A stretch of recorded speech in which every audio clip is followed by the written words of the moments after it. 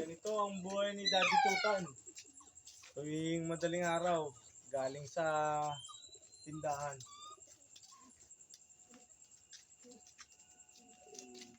Iuwi namin bawat galon, bawat case, bawat hugasin, everyday yan.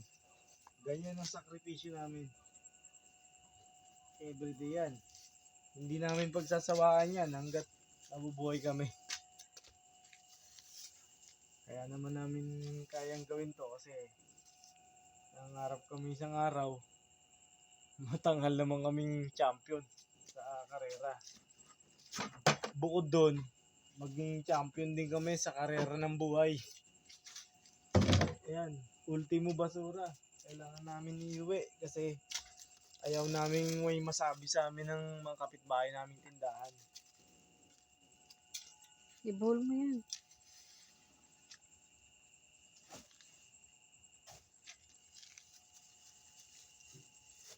Ito ang buhay ni Daddy. Everyday. Everyday yan.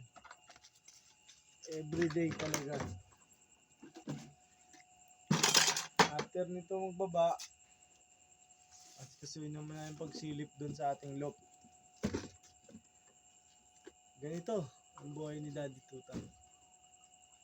Minsan, naisip na rin ni Daddy Tutan na sumuko.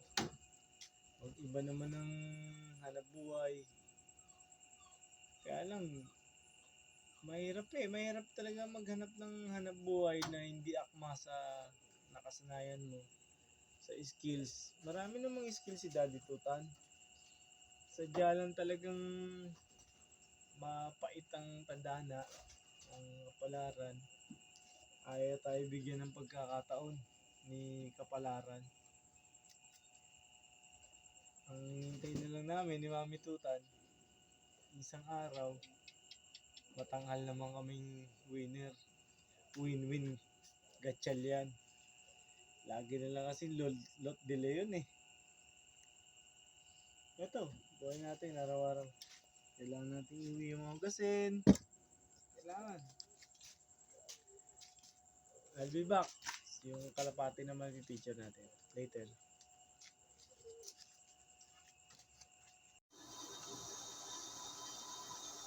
Aba, 3:07 na pala.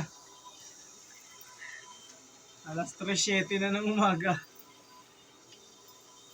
Ang ating routine, gagaling sa tindahan, ito. Kahit pagod, nagagawa pa rin namin itong gawin. Dahil sa aming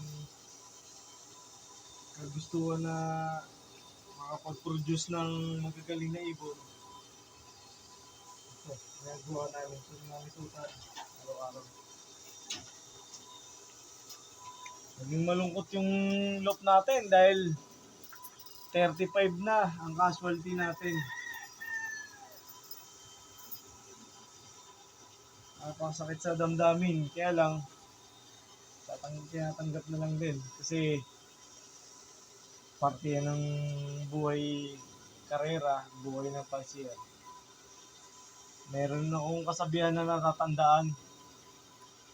Sabi sa isang pelikula.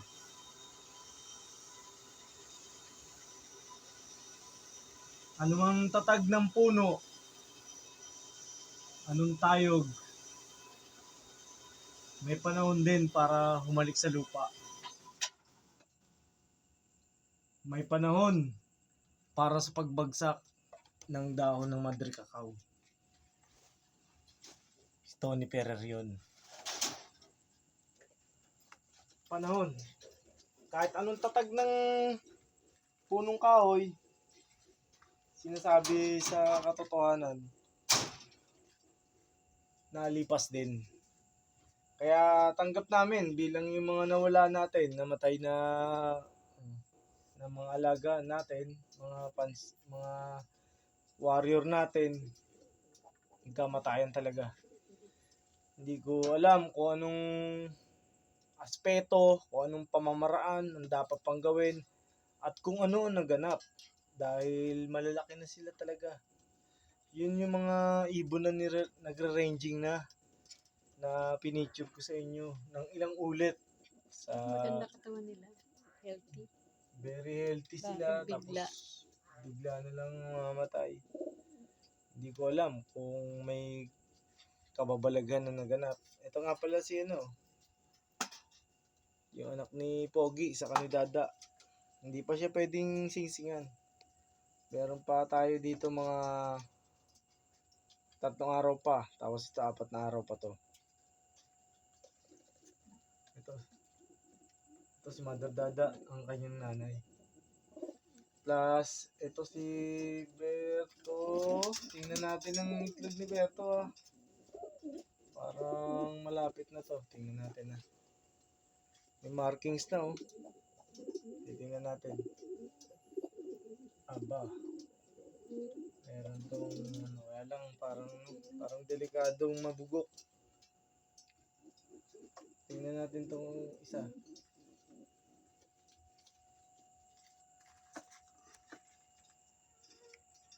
Delikado to. Baka mabugok to. Kasi may crack. Tapos hindi stable yung mga sapot, hindi black. Kaya nakakatakot to mga una to. Tingnan natin to Si Katarman. Ay bago lang to. Pero meron ng sign. Ba, mauuna yata si Katarman magpisa. Ito siya. Ang asawa ni Katarman, isang Bastin. Ayan. Magandang babae to. Laki na. Malaking babae to. Maganda size. Ang ganda, parang hindi naglilimlim. Okay. Aba, may bagong love lips si Milo. Sino? Si Tukod. Hindi na sila nakinig sa'yo. Oh, okay lang to kasi Nakinig si wala namang anak to si Hindi magkaanak si Tukod kay legit Baka this time magkaroon na siya ng sarili niyang pamilya sa katauhan ni Milo. Ayan. Ano kaya sila nila? Tukod and Milo in relationship. Mas okay to kaysa kay Luis kasi Kay Dilaw binangga yun. natin si Luis kay Dilaw. Magandang kombinasyon kaya lang mahina yung naging ito, silipin natin to kaya punta naman tayo kay Goldie. Ano ka agad? Napaka-sweet. Ito, may sapot na to yung kay Goldie. May sapot na. Kalapatids. Sige, hindi na nga lilikutin. Hindi na. Pinahalikan pa ako. Nahalikan ng daddy niya. Ang sarap mo humalik. Gusto kita sakalin. Love ko yan. Love ko yan. 600 yan. 650? 650 yan. 650 ka. Mais ka. Ayan, may magnetic ang paa niyan Magnetic. Naka-sensor yan. Saka Belgium na sing-sing. Hindi yan ang jowa niya Oy, hindi yan ang jowa mo. Tumigil ka. Doon ka sa jowa mo. Ba't lagi naghiwalay si Kulit? Si Kulit. Oo. Hanapin natin si Kulit. Ba, wala dito si Kulit. Mukhang may ginagawang kababalaghan si Kulit. Okay, ako bahala. Baka nasa kabilang loop. Ba? Wala nga Wala. Hindi na natin inangat yung mga YB natin kasi nalipad na sila. Maangat na sila ng sarili nila. Yung section B natin, ocular na lang.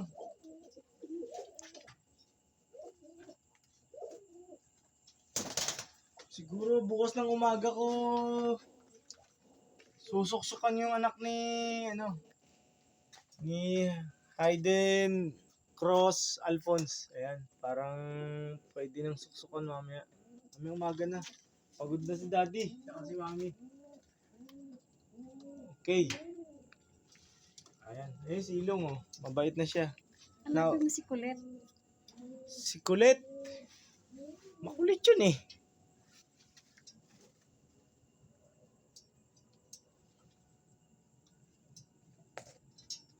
Si Kulit ah. Oh, mas Kulit. Hanapin natin si Kulit. Di ako titigil na wala si Kulit. Ayun, nakita ko na. Tama na. Ayun, ikakamot. Natakot tuloy ako eh. Baka nadaanan naman ng masamang espiritu eh.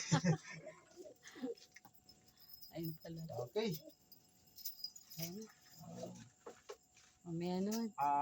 Thank you guys. Keep supporting our channel. Kahit ganitong klase ng hanap buhay natin, tiyaga lang kami ni Mami Tutan. Grind lang kami everyday. Sa tindahan namin, kung ano hinahanap ng mga tao sa gabi, mukhang may tinda kami. Pagkain, debote, soft drinks, yan. Yung pizza namin, kami lang ang pizza house na nagpupuyat. Okay? Thank you so much. Keep supporting our channel, Tutanlop. Promise ko sa inyo na i-share namin sa inyo lahat ng knowledge na meron pa kami. Lahat ng aming adventure sa araw-araw na grind namin. At saka ang ating, syempre, ang pagtutos natin. I-share ko sa inyo yan. Kasi habang nag-training tayo, habang pinapa-mature ko yung ating mga ibon, syempre yung iba, itutos na natin na itutos. Okay? Mangarap lang tayo ng mangarap. At libre yan. Lipad lang tayo sa ating pangarap sa buhay. At saka pinakamaganda nito, mabuhay tayong malaya. Thank you guys. Shukran. Sadik.